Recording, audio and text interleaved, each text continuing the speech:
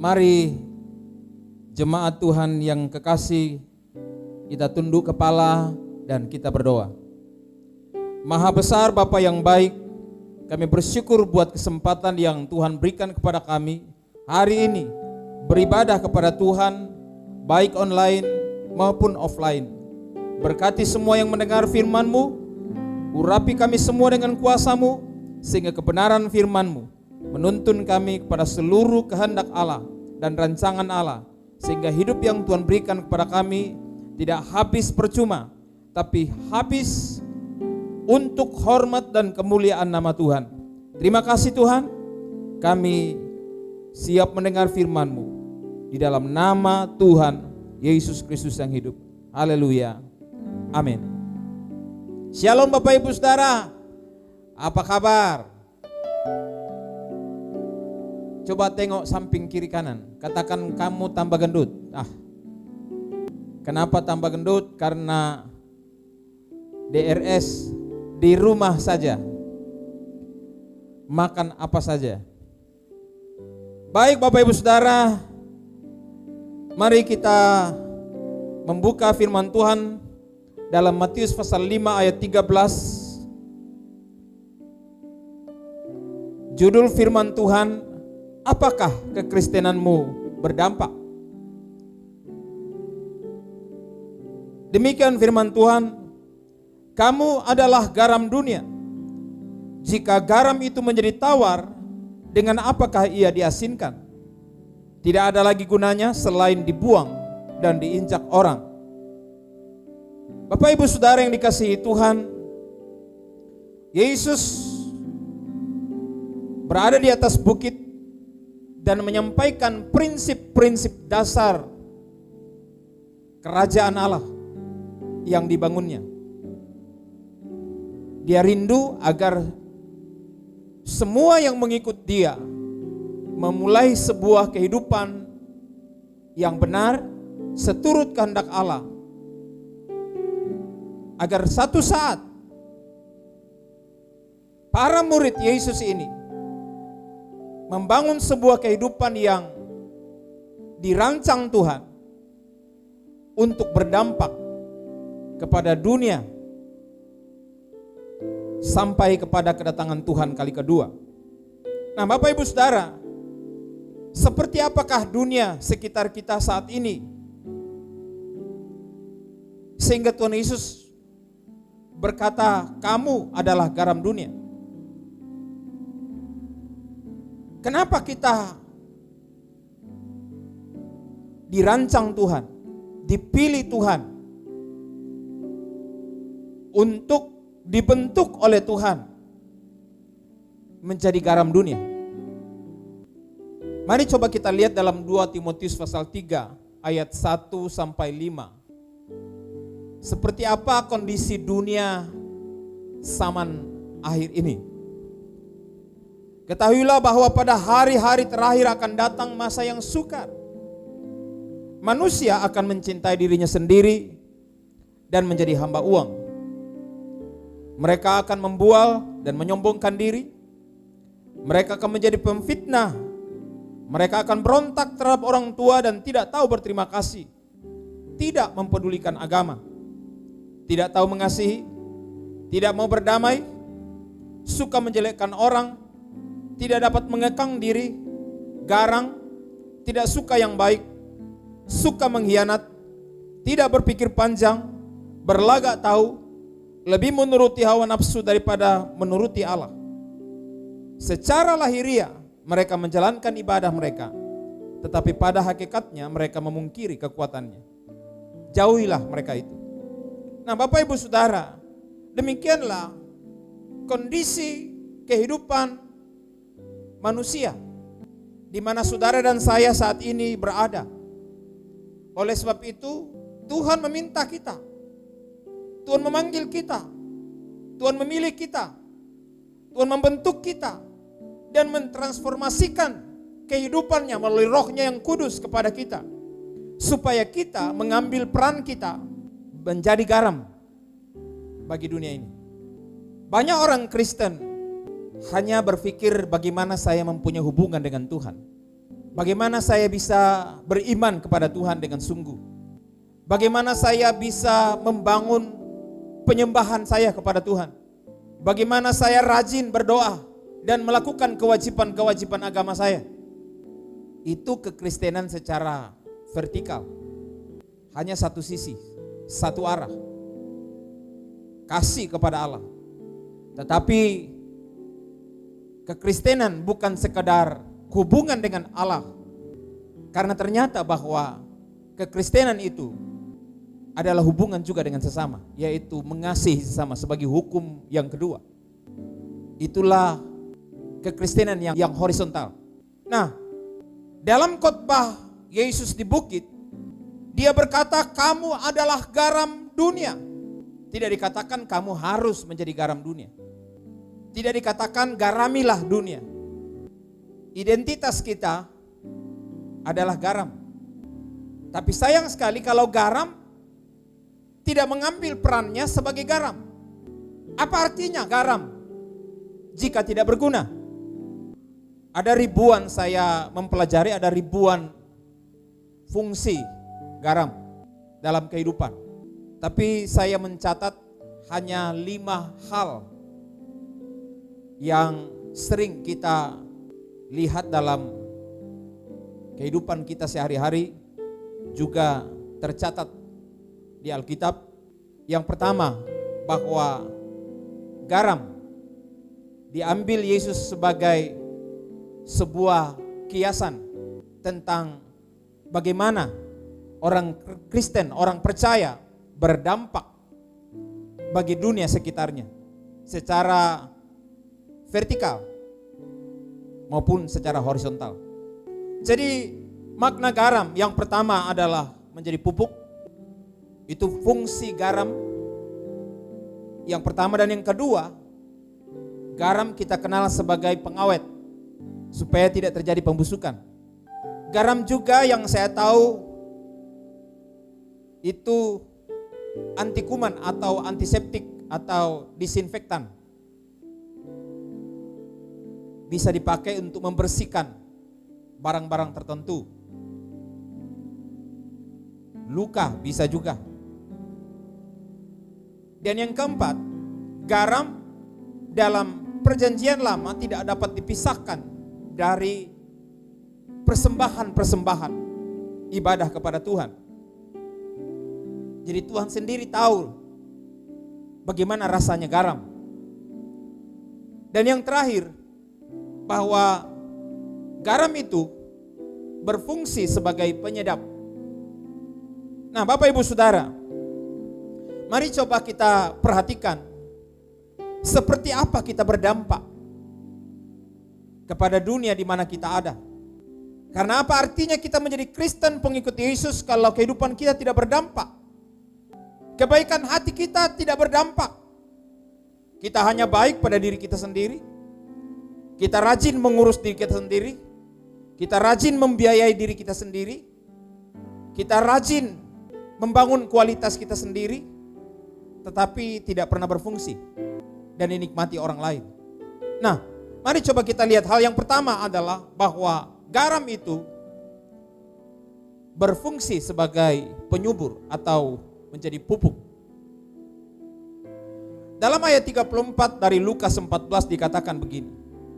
Garam memang baik, tetapi jika garam juga menjadi tawar, dengan apakah ia diasinkan? Tidak ada lagi gunanya, baik untuk ladang maupun untuk pupuk, dan orang membuangnya saja. Jadi ternyata dalam ayat 35 dikatakan bahwa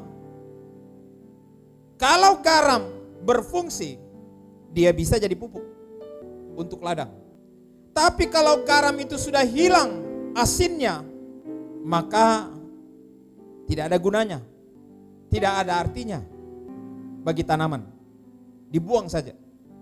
Nah, Bapak Ibu Saudara, pertanyaannya adalah apakah kekristenan kita berguna?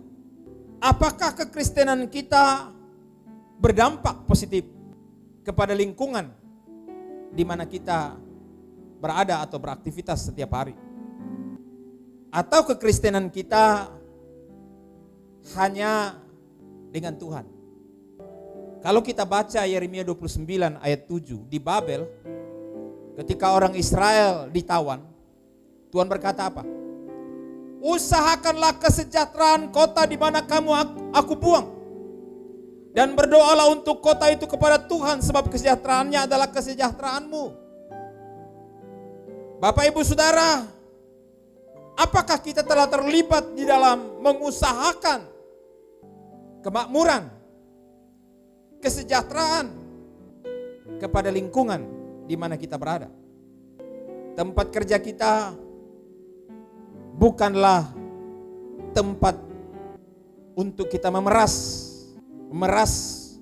uang, memeras penghasilan, memeras hak-hak kita.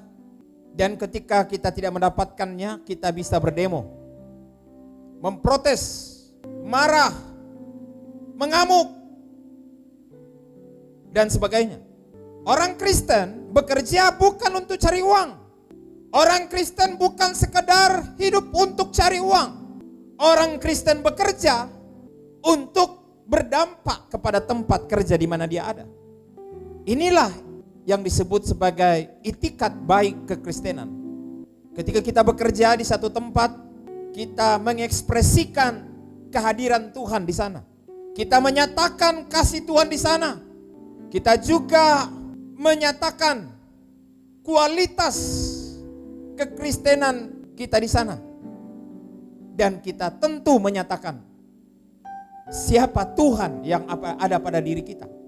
Ada banyak contoh di dalam Alkitab bagaimana orang-orang yang lekat dengan Tuhan, dekat dengan Tuhan, cinta kepada Tuhan, pengabdi Tuhan, hidupnya berdampak positif. Banyak sekali contoh. Yusuf, Sadrak, Mesak, Obednego, dan sebagainya adalah contoh-contoh konkret tentang kehidupan yang mendatangkan kesuburan, kemakmuran, kesejahteraan, kedamaian, sukacita kepada lingkungan di mana dia berada dan bekerja. Contoh kecil, salah satu contoh adalah Yusuf. Yusuf walaupun pernah berada di pasar budak, terikat tanpa nama, di bawah terik matahari, kulitnya menjadi hitam, rambutnya panjang, dan orang-orang di sekitarnya berteriak-teriak. Para penjual budak, para penjajah budak berteriak-teriak menawarkan siapa yang mau membeli para budak ini. Lalu akhirnya dia ditemukan oleh seorang Potifar, kepala pengawal raja, lalu dibawa ke rumahnya. Apa yang terjadi? Saudara tahu kisah ini, bagaimana Yusuf mendatangkan berkat bagi rumah Potifar. Walaupun kemudian difitnah oleh istri Potifar, ia ada di dalam penjara. Tetapi Alkitab mencatat bahwa ketika dia ada di dalam penjara, ia menjadi berkat yang menyukakan hati kepala penjara.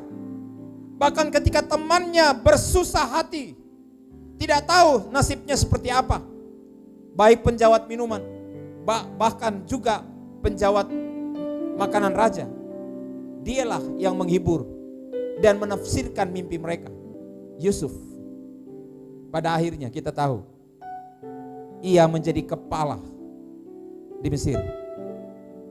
Hanya satu yang tidak dipercayakan kepadanya, istri daripada Firaun.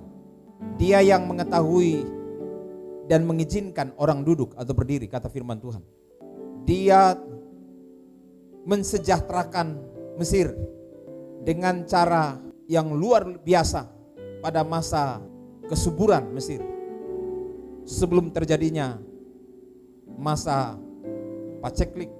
Bapak Ibu Saudara yang dikasihi Tuhan, Yusuf telah menunjukkan siapa dia sebagai penyubur. Kehadirannya adalah berkat bagi Mesir. Kehadiran orang Israel di Babel juga demikian. Itu sebabnya ketika selesai penghukuman Tuhan terhadap orang Israel, 70 tahun kemudian, negara penjajahnya, negara penawannya, membiayai orang Israel pulang, membangun kembali Yerusalem, membangun kembali bait Allah. Kenapa? Karena orang Israel telah menjadi berkat di Babel. Bapak Ibu Saudara yang dikasihi Tuhan, saatnya saya menghimbau kita semua orang Kristen, orang percaya di Indonesia untuk mengambil perannya. Bukan hanya giat berhubungan dengan Tuhan, dengan pesta-pesta ibadah, tetapi mari kita mulai mengambil peran kita berdampak bagi lingkungan masyarakat. Mulai dari yang terkecil, mulai dari yang paling sederhana, mulai dari masyarakat terdekat kita, tetangga kita, sampai kepada orang-orang di sekitar kita, dari Yerusalem sampai ke ujung bumi. Hal yang sama pernah dialami juga oleh Yakub. Firman Tuhan katakan dalam Mazmur 105 ayat 23. Demikianlah Israel datang ke Mesir dan Yakub tinggal sebagai orang asing di tanah Ham. Ayat 24, Tuhan membuat umatnya sangat subur dan menjadikannya lebih kuat daripada para lawannya. Kehadiran orang pilihan Allah di Mesir adalah berkat bagi Mesir. Jadi Bapak Ibu Saudara yang dikasihi Tuhan, mari kita membangun kualitas kekristenan yang benar-benar real sehingga Tuhan dimuliakan. Hal yang kedua, garam berfungsi sebagai pengawet untuk mencegah pembusukan. Dalam Perjanjian Lama beberapa kali muncul kata garam ini, disebut sebagai perjanjian garam. Ada 3 kali perjanjian garam, 2 kali berkaitan dengan persembahan kudus, dan 1 lagi berbicara mengenai janji Tuhan tentang tahta kerajaan Daud. Saya ingin membaca 2 Tawarik 13 ayat 5, dikatakan begini. Tidakkah kamu tahu bahwa Tuhan Allah Israel telah memberikan kuasa kerajaan atas Israel kepada Daud dan anak-anaknya untuk selama-lamanya dengan suatu perjanjian garam. Perhatikan baik-baik bahwa perjanjian garam ini mempunyai makna bahwa hubungan dengan Tuhan, perjanjian dengan Tuhan itu awet,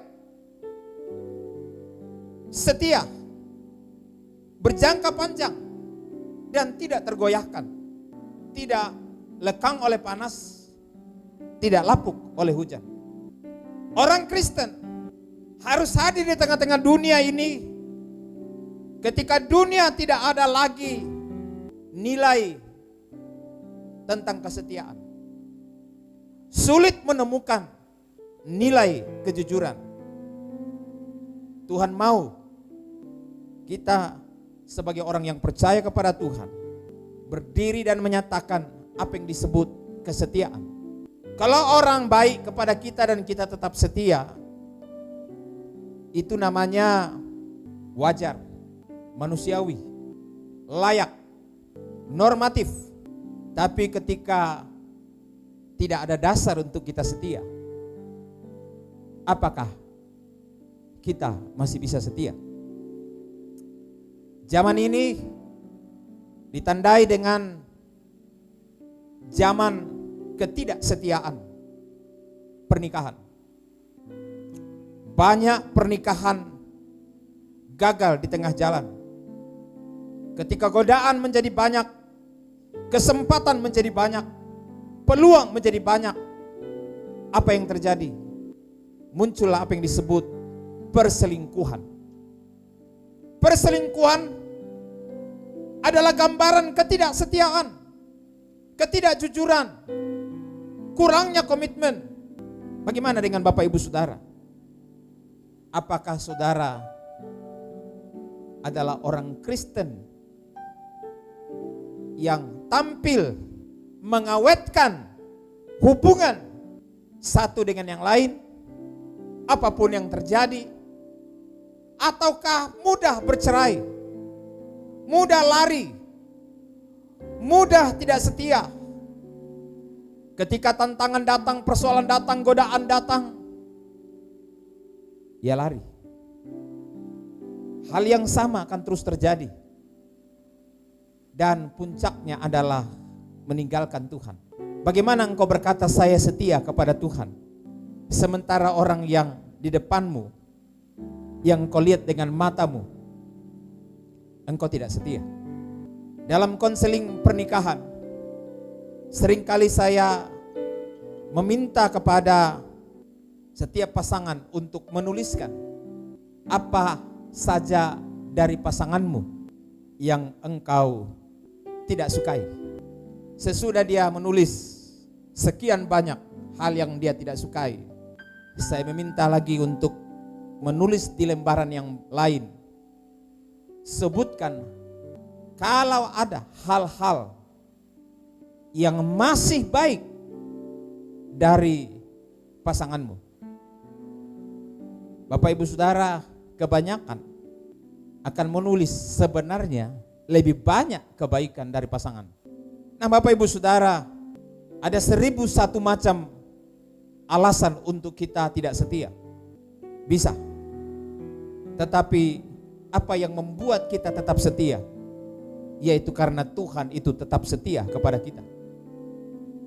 Kesetiaan itu pada akhirnya akan berbuah. Pernah ada yang berkata kepada saya, engkau adalah korban kesetiaan. Engkau adalah korban dengar-dengaran. Tapi saya katakan, pada akhirnya kesetiaan akan berbuah. Dengar-dengaran akan berbuah. Kesungguhan akan berbuah. Kejujuran akan berbuah. Dan itu sifatnya abadi. Kalau dengan yang bersama engkau setiap saat engkau tidak setia, bagaimana engkau berkata saya setia kepada Tuhan? Itu hal yang mustahil.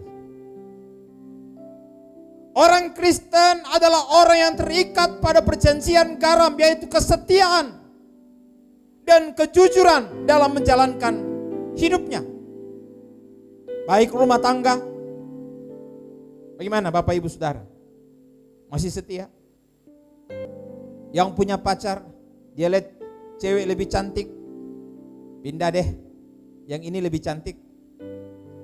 Lihat cowok yang lebih gagah, pindah deh, ini lebih gagah. Melihat cowok lebih banyak uangnya, dibilang pindah deh, ini lebih tajir. Amin?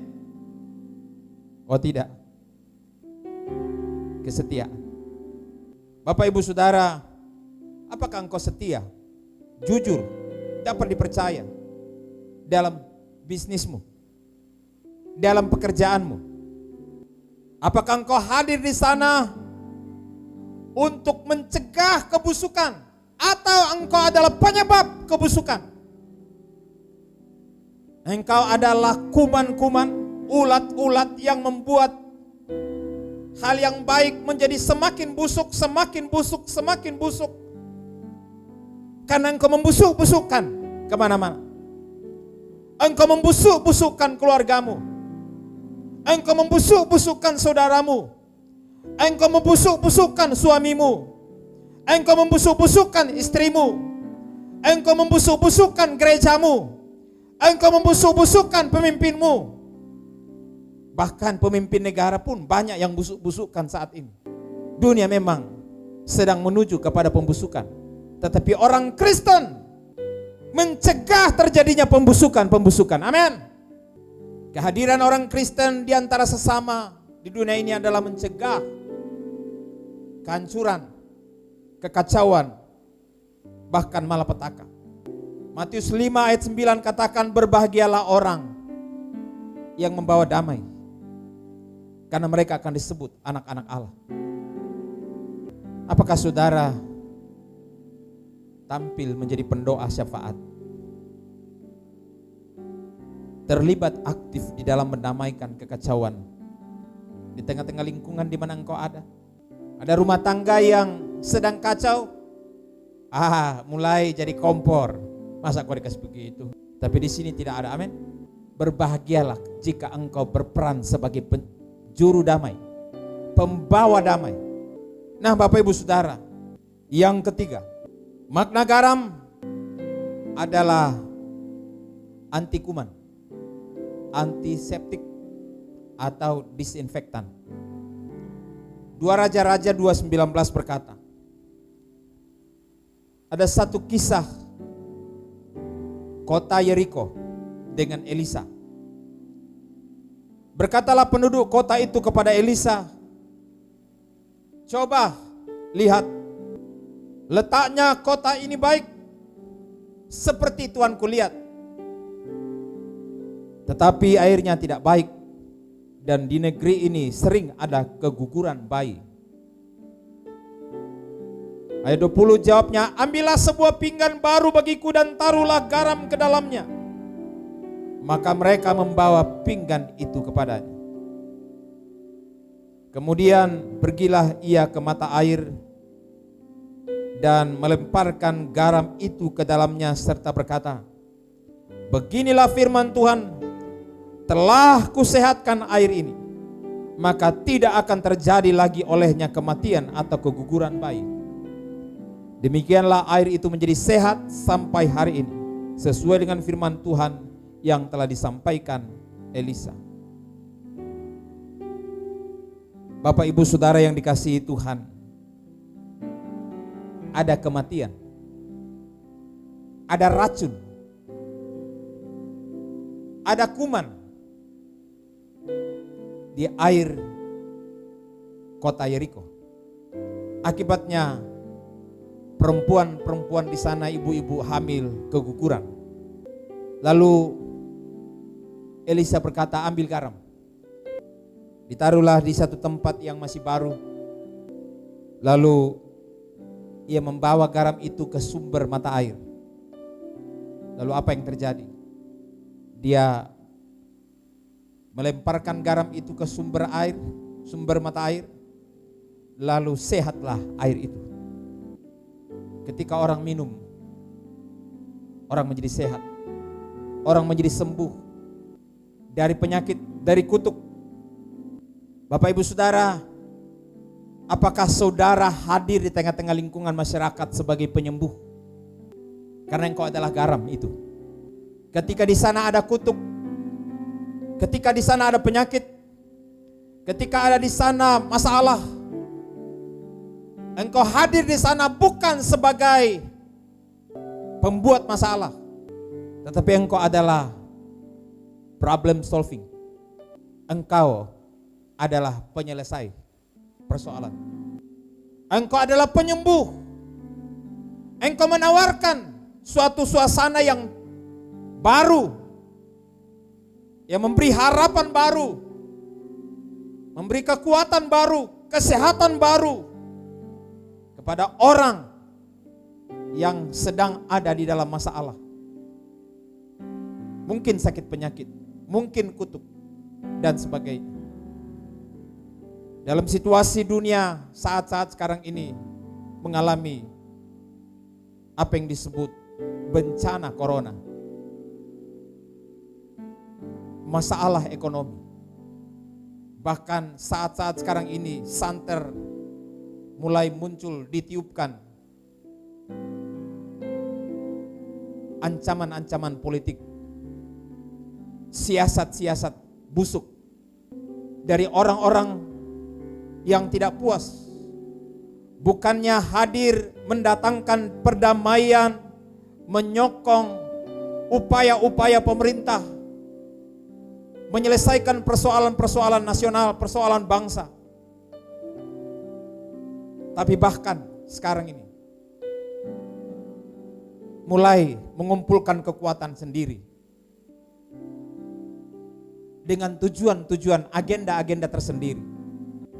Firman Tuhan mengajarkan bahwa orang percaya tidak boleh hadir sebagai pembuat masalah, tetapi hadir sebagai penyelesai masalah. Jadilah berkat bagi kota, bangsa, dan pemerintah kita. Lukas 10 ayat 19 berkata, sesungguhnya aku telah memberi kuasa kepada kamu Ada otoritas ilahi Tuhan berikan kepada kita sebagai orang percaya untuk hadir di tengah-tengah ini, tengah dunia ini, di tengah bangsa kita, di antara masyarakat kita, di antara keluarga kita, di antara pekerjaan dan usaha kita, untuk menginjak niat-niat ular, sengatan kalajengking, dan menahan kekuatan musuh, sehingga tidak ada yang membahayakan bangsa kita.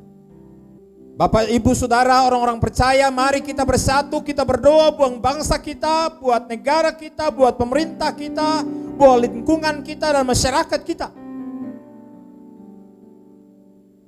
Ada banyak cobaan ke depan kita, seperti yang dialami juga oleh peristiwa di Lebanon. Ledakan yang luar biasa. Sudah bermasalah berat, menggoncang ekonomi karena corona. Tiba-tiba ada lagi bencana baru, ledakan yang luar biasa, menewaskan banyak orang dan ribuan orang terluka, dan kerugian material yang begitu luar biasa. Tapi saudara, sebagai orang percaya, engkau punya kuasa menahan kekuatan musuh yang berusaha menghancurkan negara bangsa kita, berusaha menghancurkan tatanan hidup yang damai dan sejahtera. Wahai orang Kristen, mari kita bangkit, mengambil peran kita dengan sungguh-sungguh. Bukan hanya berdiam diri dalam rumah kita masing-masing, tapi mari kita berdoa. Selain berdoa, mari kita bertindak. Yang keempat, garam. Fungsi garam di dalam ibadah saya akan sampaikan pada pertemuan kita berikutnya. Saya ingin menyimpulkan kebenaran ini. Apakah kekristenan yang kita telah jalani telah memberi makna positif bagi kesejahteraan di mana kita berada saat ini? Apa kita berperan kepada lingkungan di mana kita ada? Yang kedua, dunia sedang menuju pembusukan karena dosa. Apakah Anda telah mengambil peran agar tidak terjadi kehancuran atau pembusukan? Atau saudara mengambil bagian sebagai penyebab kebusukan dengan menyebarkan kebusukan kemana-mana? Yang ketiga, orang-orang sekitar kita sedang merana karena berbagai masalah, sakit penyakit, kutuk, persoalan-persoalan sosial. Apakah kita telah mengambil peran kita untuk menyehatkan situasi ini? Tuhan memberkati kita. Amin. Maha besar Bapa yang baik, kami bersyukur Tuhan untuk kebenaran firman-Mu. Biarlah firman-Mu meneguhkan kami untuk mengambil peran kami, sungguh-sungguh menjadi orang Kristen yang berdampak dimanapun kami berada. Jangan biarkan kekristenan kami adalah kekristenan yang pasif, kekristenan yang berdiam diri, kekristenan yang hanya berslogan kekristenan, tapi tidak aktif dalam lingkungan-lingkungan di mana kami ada untuk menjadi berkat. Tuhan, ampuni kami. Bawalah kami menjadi orang Kristen yang sungguh-sungguh dapat dinikmati oleh lingkungan dunia sekitar kami, yang membutuhkan kehadiran kami sebagai garam, yang membutuhkan fungsi kami sebagai garam, yang membutuhkan kehadiran kami mengubah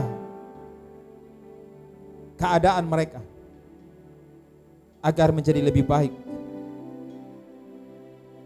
Terima kasih Tuhan. Tuntunlah hati kami dengan kuasa Roh-Mu, agar di waktu-waktu yang akan datang kami sungguh-sungguh mengambil peran kami menjadi berkat bagi dunia di mana kami ada saat ini. Karena untuk itulah Engkau manggil kami. yaitu supaya kami menjadi berkat. Terima kasih Tuhan. Ini doa syukur kami demi Kristus Yesus.